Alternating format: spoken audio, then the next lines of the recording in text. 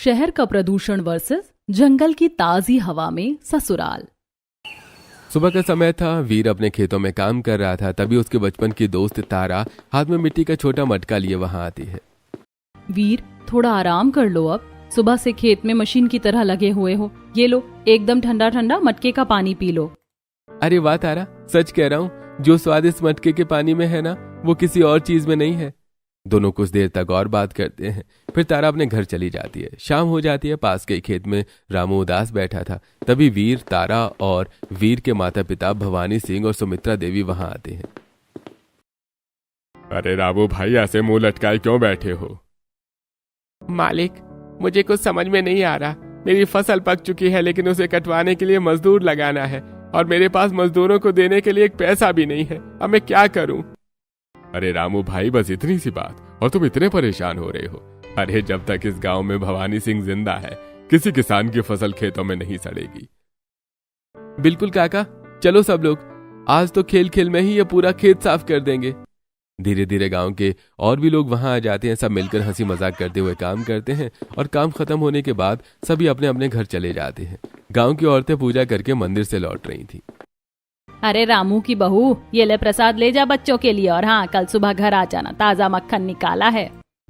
गांव से दूर एक शहर में एक आलीशान घर है।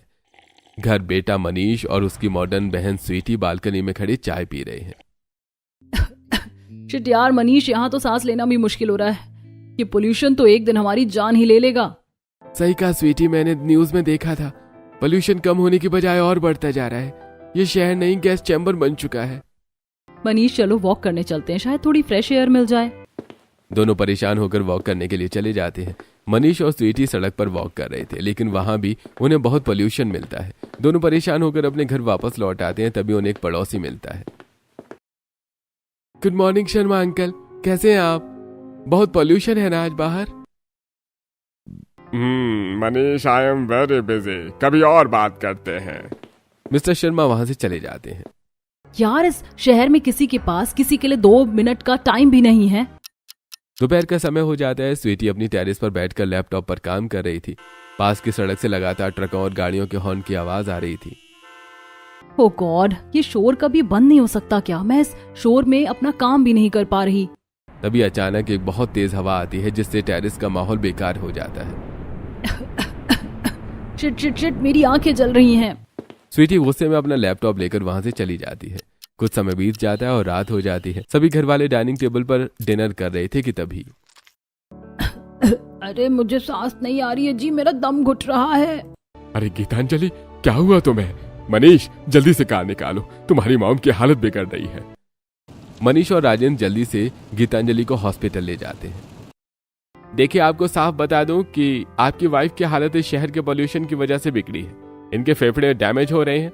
मेरी सलाह मानिए तो इन्हें तुरंत कुछ समय के लिए किसी ताजी हवा वाली जगह, जैसे कि किसी गांव या पहाड़ पर ले जाइए, जहां खूब खेत और हरियाली हो। और आपकी बेटी को भी अस्थमा है। अगर ये भी इस शहर के जहरीले धुएं में रही तो इनकी हालत भी इनकी मॉम जैसी हो जाएगी। इन्हें यहाँ से दूर ले जाना ही एक इकलौता इलाज है। कुछ समय बाद सारा परिवार हॉस्पिटल से लौट आता है। अब कहाँ जाए, सब जगह तो पोल्यूशन का यही हाल है। सुनिए जी, मुझे याद है मेरे बचपन की सबसे पक्की सहेली सुमित्रा अपने परिवार के साथ एक गांव में रहती है। वहाँ बहुत बड़े बड़े खेत और एकदम साफ हवा है। क्यों ना हम कुछ दिनों के लिए वहाँ चले जाएं? व्हाट? गांव? सीरियसली मॉम, हम लोग गांव में जाकर कैसे रहेंगे? मैं वहाँ कभी नहीं जाऊंगी। मुझे गांव बिल्कुल पसंद नहीं है। मॉम, और तुम्हारी हेल्थ से बढ़कर और कुछ नहीं है। अरे मनीष सही कह रहा है। गीतांजलि, तुम कल ही अपनी सहेली से बात करो, हम परसों ही उस गांव के लिए निकल रहे हैं। स्वीटी गुस्से में अपने कमरे में चली जाती है। कुछ दिनों बाद सारा परिवार गांव में पहुंचता है। हे भगवान, ये किस दुनिया में आ गए हम? चारों तरफ से धूल और झोपड़ियां। यू मॉम, ये कैसी जगह है? यहाँ तो नेटवर्क भी नहीं आ रहा। स्वीटी बिना नीचे देखे आगे बढ़ती है और तभी उसका पैर सीधे गोबर पर पड़ता है और वो गिर जाती है। शिट यार, मेरे डिजाइनर कपड़े और मेरी हील सब खराब हो गए। आसपास खड़े गांव के कुछ बच्चे और औरतें ये सब देखकर हंसने लगते हैं। तभी तारा वहां आती है। अरे बाप रे, आप ठीक तो है ना? शहर की हील्स इन उबड़ खाबड़ रास्तों पर नहीं चलती। लाओ अपना हाथ मुझे दो। तारा बहुत ही प्यार से स्वीटी को उठाती है और उसे कुएं के पास ले जाकर उसे साफ करती है। थैंक्स यार, मुझे लगा यहाँ सब सिर्फ हंसना जानते हैं। By the way, I am Sweety. और मैं तारा। चलो अब जल्दी से घर चलो, सुमित्रा काकी आप सब लोगों का ही इंतजार कर रही हैं।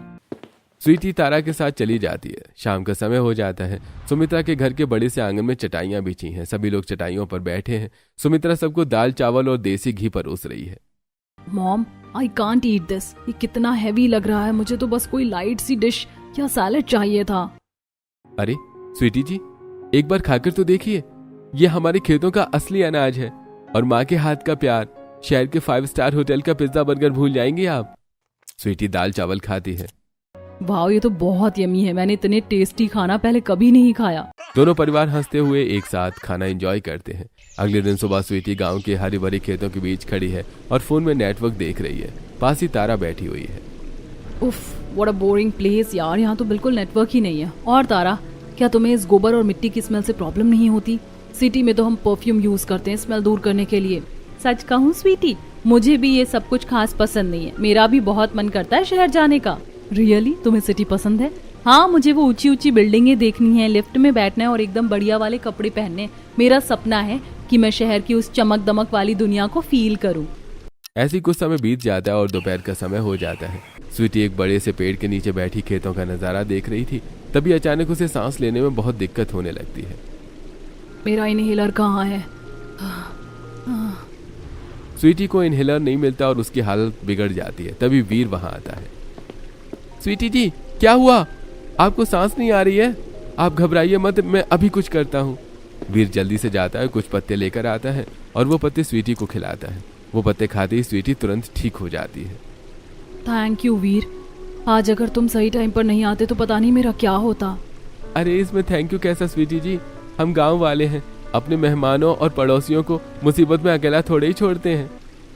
प्लीज ये जी मत लगाओ, सिर्फ स्वीटी कहो।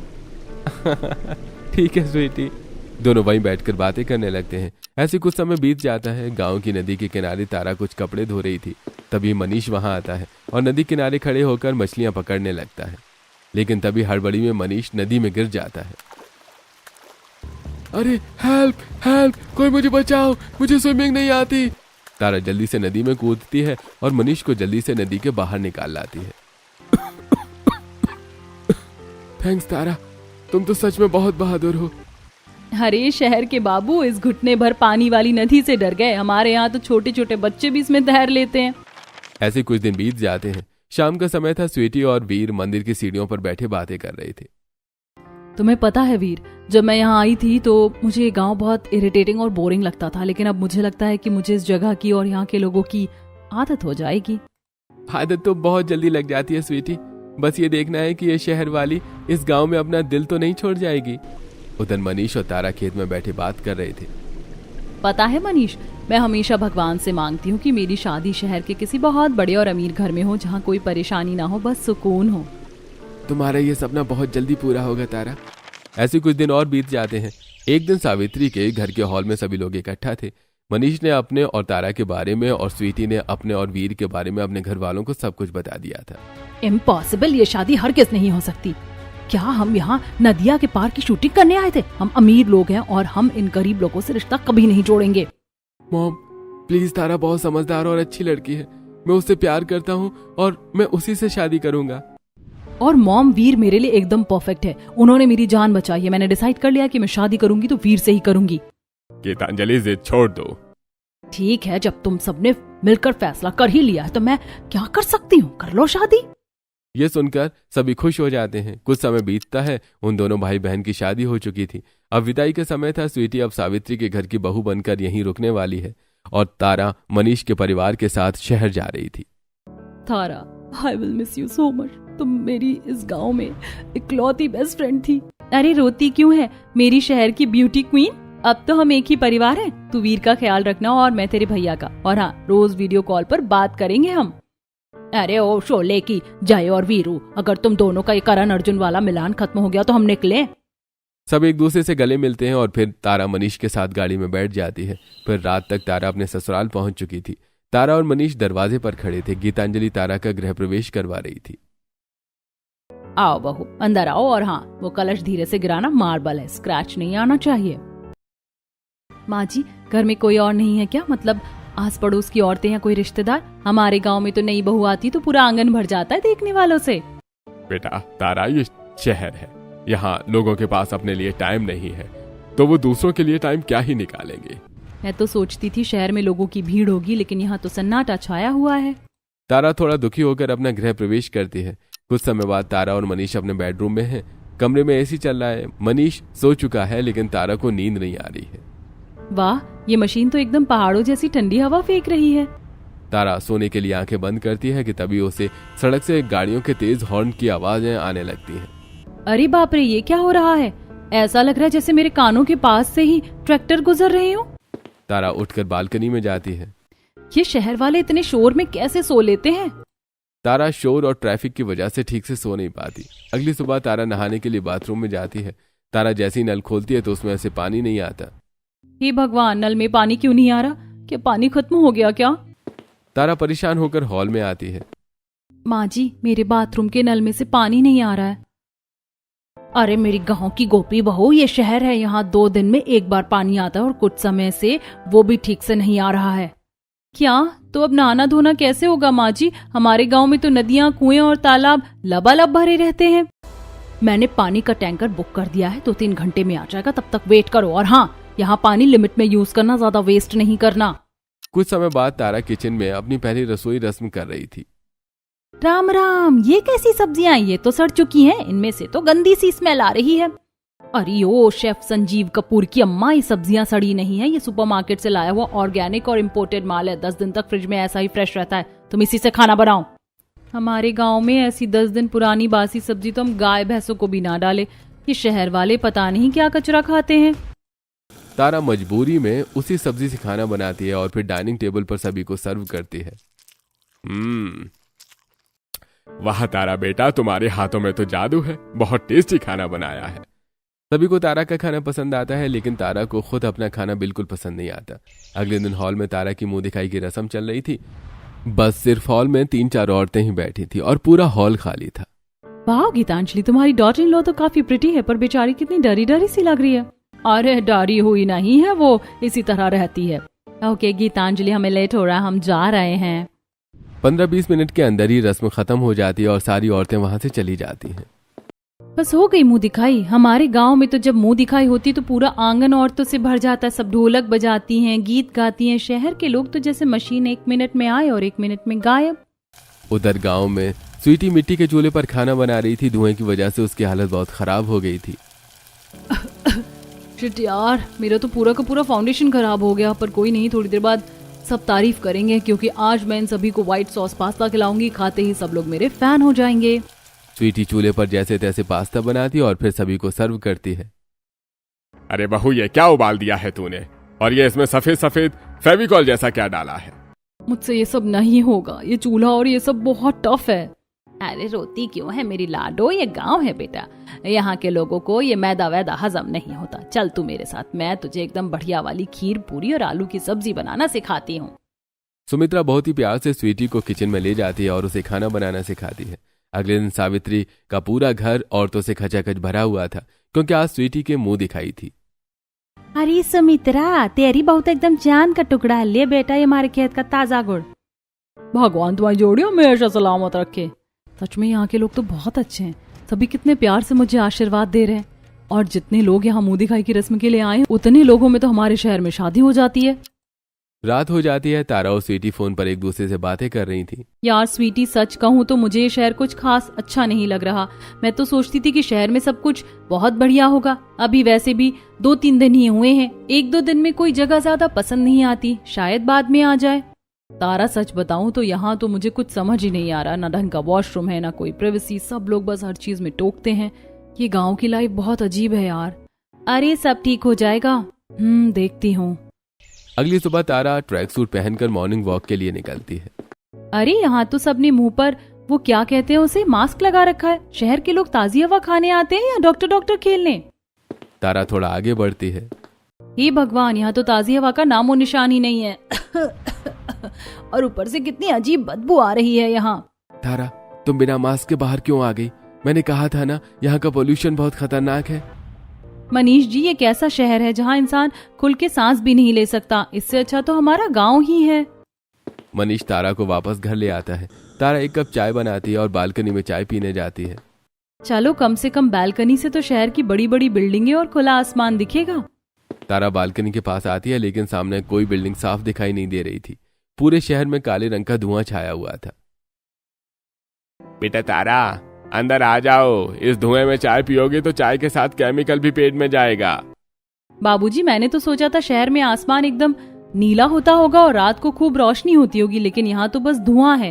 ये तो मेरे सपनों वाले शहर से एकदम उल्टा है। यही इस शहर की हकीकत है बेटा। तारा दुखी होकर वहां से चली जाती है।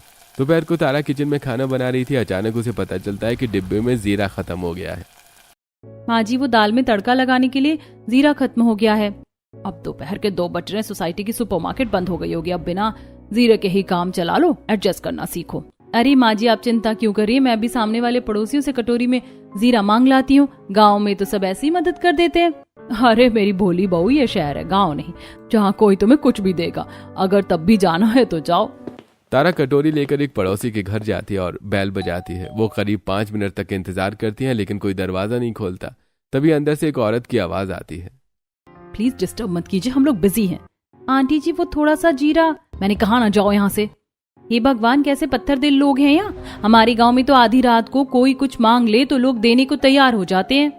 तारा वहां से चली जाती है। उधर गांव में सुबह का समय था। ठंडी और ताजी हवा चल रही थी। स्वीटी वॉक करने में गई हुई थी। वाह, और फ्रेश एयर। सच में यहाँ की हवा में तो कोई मैजिक है। ऐसा लग रहा है मेरे लंग्स एकदम क्लीन हो गए हैं। स्वीटी मजे से चल रही होती है कि तभी पीछे से एक बड़ी सी गाय उसकी तरफ आती है। स्वीटी आवाज सुनकर पीछे मुड़ती है। Oh shit! Mom, help! ये काऊ मुझे मार डालेगी। भागते भागते स्वीटी का पैर एक गड्ढे में जाता है और वो सीधे कीचड़ में गिर जाती है। स्वीटी ऐसे ही घर पहुंचती है। अरे स्वीटी, तुम मॉर्निंग वॉक करने गई थी या कुश्ती लड़ने? शराब वीर, एक पागल गाय मेरे पीछे पड़ गई थी, उसी की वजह से ये सब हुआ है। मॉम जी, मुझे नहाने के लिए 1 बाल्टी पानी दे दीजिए और मेरी डाइट के लिए ओट्स और एवोकाडो मंगवा दीजिए प्लीज। अरे मेरी लाडो, 1 बाल्टी पानी से क्या होगा? ये शहर थोड़ी है जहाँ पानी नाप तोल कर मिलता है। हमारे यहाँ तो नदी और कुआं है। तू जाकर मोटर चला और जितनी मर्जी पानी से नहा, कोई रोकने वाला नहीं है। वाह, अनलिमिटेड पानी। आ रही बात तेरी उस डाइट वाइट की, तो यहाँ वो डिब्बे वाला भूसा नहीं मिलता। यहाँ तो खेतों की ताजी मूली, पालक और गाजर मिलती है। ये खाएगी तो तेरा खून भी बढ़ेगा और चेहरे पर चमक भी आएगी। सुमित्रा पास रखी टोकरी से एकदम ताजी साफ की हुई मूली स्वीटी को देती है। स्वीटी मूली खाती है और खुश हो जाती है। ओह माय गॉड, ये तो कितनी मीठी है। मैंने शहर में ऐसी टेस्टी और फ्रेश चीज कभी नहीं खाई। कुछ समय बीतता है। अगली सुबह स्वीटी अपने घर के बाहर खड़ी थी। उसके सामने रामू दुखी खड़ा था, क्योंकि रात को तूफान की वजह से उसका घर टूट गया था। हे भगवान, मेरा घर टूट गया। अब मैं अपने बच्चों को कहाँ सुलाऊंगा? क्या करूँ अब मैं? तभी स्वीटी के सास, ससुर और वीर वहां आते हैं। उनके साथ कुछ गांव वाले भी वहां आते हैं। अरे रामू, जब तक इस गांव में हम सब जिंदा है, तेरे परिवार खुले आसमान के नीचे नहीं सोएगा। बिल्कुल काका, ये लो मेरी तरफ से कुछ मदद, और हम सब मिलकर आपका घर कुछ ही समय में तैयार कर देंगे। आप बिल्कुल फिक्र मत करो। देखते ही देखते गांव का हर इंसान रामू को थोड़े थोड़े पैसे देने लगता है और कुछ लोग बांस और मिट्टी से खुद ही रामू का घर बनाने लगते हैं। हमारे शहर में तो अगर पड़ोसी का एक्सीडेंट भी हो जाए तो लोग वीडियो बनाते, हेल्प नहीं करते, और यहाँ तो लोग अजनबी की भी मदद कर रहे हैं। दोपहर का समय था। मनीष, तारा, गीतांजलि और राजेंद्र पिकनिक बनाने के लिए एक मशहूर टूरिस्ट पॉइंट पर पहुंचे हैं, लेकिन वहां चारों तरफ बहुत भीड़ है और कचरा फैला हुआ था। माँ जी, ये कौन सी जगह ले आए आप लोग? यहाँ तो पैर रखने की भी जगह नहीं है और यहाँ कितनी बदबू आ रही है कचरे की। इससे अच्छे तो हमारे गांव के खेत थे। आम के पेड़ के नीचे ठंडी हवा आती थी, लेकिन यहाँ तो बस चारों तरफ प्रदूषण और भीड़ भाड़ है। मेरा तो मूड ही खराब हो गया है यहाँ आकर। अगले दिन गीतांजलि तारा को लेकर बाजार जाती है। अरे बाप रे माँ जी, ये टमाटर है या कोई लाल रंग की प्लास्टिक की गेंद? अरे ये शहर का इम्पोर्टेड टमाटर है, ये कोई तुम्हारी गांव की रेडी का माल नहीं। इसे ऑर्गेनिक कहते हैं। कैसा ऑर्गेनिक माँ जी? इसमें से तो मिट्टी की नहीं, दवाइयों की स्मेल आ रही है। साफ पता चल रहा है कि इनमें इंजेक्शन ठूस ठूस कर इन्हें बड़ा किया गया है। ये तो केमिकल वाली सब्जियां हैं। चुप कर गंवार, धीरे बोल, कोई सुन लेगा तो क्या कहेगा? ये शहर है, यहाँ यही मिलता है और इसे ही खाना पड़ता है। तारा और गीतांजलि कुछ समय बाद वापस अपने घर आ जाती हैं। तारा शॉपिंग बैग से सामान निकाल रही थी, तभी उसके हाथ में घी का डिब्बा लगता है। लो भाई, शहर का घी भी डिब्बों में पैक होकर आता है। तारा घी का डिब्बा खोलती है और फिर तुरंत बंद कर देती है। अब तुझे क्या गर्मी का दौरा पड़ गया है बहू? ये प्योर काऊ घी है, सबसे महंगा आता है ये। माँ जी, आपको किसी ने ठग लिया है, ये घी नहीं है, खुशबू वाला डालडा है। इसमें तो ना दानेदार टेक्सचर है, ना वो देसी घी की खुशबू। तो पागल हो गई है क्या? इस पर इतना बड़ा ब्रांड का ठप्पा लगा है। ठप्पा लगने से क्या होता है माँ जी? यहाँ तो हर चीज में मिलावट है। शहर में सब कुछ नकली है, सब एकदम बेकार। अगले दिन पूरा परिवार एक पार्टी में जाने के लिए तैयार हो रहा था। क्या हुआ तारा, तुम दुखी क्यों बैठी हो? तैयार नहीं होना क्या पार्टी के लिए? कैसे तैयार हूँ मनीष जी, मेरे पास अच्छा पर्स ही नहीं है और पार्टी थीम पर रखी गई है जिसमें ब्लैक साड़ी और गोल्डन पर्स जरूरी है। बस इतनी सी बात। मेरी भोली तारा, तुम शहर में हो, रुको अभी जादू दिखाता हूँ। मनीष जल्दी से ऑनलाइन पर्स ऑर्डर करता है और कुछ ही समय में पर्स आ जाता है। अरे बाप रे, ये इतनी जल्दी कैसे आ गया? अरे ये शहर की फास्ट लाइफ है तारा। वाह, शहर की कुछ चीजें तो सच में जादू जैसी हैं। यहाँ तो घर बैठे बैठे सब मिल जाता है। अगले दिन दोपहर को गीतांजलि अपनी किटी पार्टी के लिए शॉपिंग करने तारा के साथ बाजार जाती है। तारा, मुझे कुछ ठीक नहीं लग रहा, मेरा सिर घूम रहा है, घबराहट हो रही है बहुत। इससे पहले कि तारा कुछ समझ पाती, गीतांजलि सड़क पर बेहोश होकर गिर जाती है। माँ जी, आंखें खोलिए, अरे कोई मदद करो प्लीज, कोई तो मेरी सास को अस्पताल पहुँचा दो। तारा चिल्ला चिल्ला कर सभी से मदद मांगती है, लेकिन कोई भी उसकी मदद करने के लिए नहीं रुकता। अरे तुम सबके सीने में दिल है या पत्थर? एक औरत सड़क पर पड़ी है और कोई मदद के लिए रुक ही नहीं रहा। तारा खुद ही जैसे तैसे गीतांजलि को ऑटो में बिठाकर अस्पताल ले जाती है। उधर गांव में स्वीटी अपने घर के आंगन में बैठी थी। उसके साथ कुछ गांव की औरतें भी बैठी थी और बातें कर रही थी। अरे बहू, तुझे पता है वो पीछे वाली गली में जो सरोज है ना, उसकी बहू तो दिन चढ़े तक सोती रहती है, एकदम कामचोर है। अरे कामचोर क्या, कल तो मैंने उसे अपने पति से जुबान लड़ाते हुए देखा था। मायके में कुछ ना सिखाया उसे। एक्सक्यूज मी लेडीज, क्या आप लोगों के पास कोई और काम नहीं है क्या बस दूसरों की लाइफ में इंटरफेयर करना है? स्वीटी गुस्से में वहां से चली जाती है। अगली सुबह स्वीटी गांव में टहलने के लिए निकली थी। वो देखती है कि गांव की चौपाल पर 5-6 जवान लड़के खाली बैठे ताश खेल रहे थे। थोड़ा आगे बढ़ने पर उसकी नजर एक टूटी हुई झोपड़ी पर पड़ती है, जहां एक औरत अपने बीमार बच्चे को लेकर गोद में रो रही थी। एक्सक्यूज मी आंटी, आप रो क्यों रही हैं? बच्चा बीमार है तो उसे हॉस्पिटल क्यों नहीं ले जाती? कहाँ से ले जाओ दीदी, गांव के डॉक्टर की दवा से कुछ नहीं हो रहा और शहर के बड़े अस्पताल में ले जाने के लिए मेरे पास फूटी कौड़ी नहीं है। इस गांव में ना कोई ढंग का काम है ना पैसा, अब मैं क्या करूं? सीरियसली, ये तो मैंने कभी सोचा ही नहीं था। माना कि यहाँ नेचर है, सुकून है, लेकिन तरक्की और पैसा बिल्कुल नहीं है। बिना जॉब और पैसों के यहाँ के लोग बस मजबूरी में जी रहे हैं। शहर में पोल्यूशन है तो यहाँ गरीबी है। ऐसी कुछ समय बीत जाता है। रात का समय था। तारा और स्वीटी फोन पर एक दूसरे से बात कर रही थी। यार स्वीटी, शहर का तो नजारा ही कुछ और है। यहाँ मोबाइल पर एक बटन दबाओ तो 10 मिनट में सामान घर आ जाता है, पर यहाँ इमरजेंसी में कोई भी किसी की मदद नहीं करता। सभी अपने काम में बिजी रहते, कोई किसी की हेल्प नहीं करता। यार गांव में लोग एक दूसरे की हेल्प तो करते हैं, पर साथ में पीठ पीछे उसकी चुगली भी करते हैं। और सबसे बड़ी बात, यहाँ यूथ के पास कोई काम ही नहीं है। यहाँ गरीबी बहुत है यार। हमारे गांव में गरीबी बहुत है, ये बात तो सच है। कुछ समय बाद फोन कट जाता है। तारा थोड़ा रिलैक्स होने के लिए अपनी टेरेस पर जाती है, लेकिन वहां भी उसे वो सुकून नहीं मिलता जो वो ढूंढ रही थी। हे भगवान, यहाँ तो रात को भी शांति नहीं है। मैंने तो कुछ और ही सपने देखे थे, पर यहाँ तो सब कुछ उल्टा ही हो रहा है। तारा जैसे ही वहां से जाने वाली होती है, अचानक उसे चक्कर आते हैं और वो जमीन पर गिर जाती है। आवाज सुनकर मनीष जल्दी से वहां आता है और तारा को जल्दी से अस्पताल में एडमिट करता है। देखिए, इनकी हालत पोल्यूशन की वजह से बिगड़ी है। शहर की जहरीली हवा ने इनके लंग्स पर इफेक्ट किया है। मैंने कुछ दवाइयां दी हैं, पर इन्हें फ्रेश एयर की सख्त जरूरत है। अरे डॉक्टर साहब, ये शहर है तो थोड़ा बहुत पोल्यूशन तो सहना ही पड़ेगा। उधर गांव में स्वीटी अकेले बहुत परेशान बैठी थी। तभी वीर वहां आता है।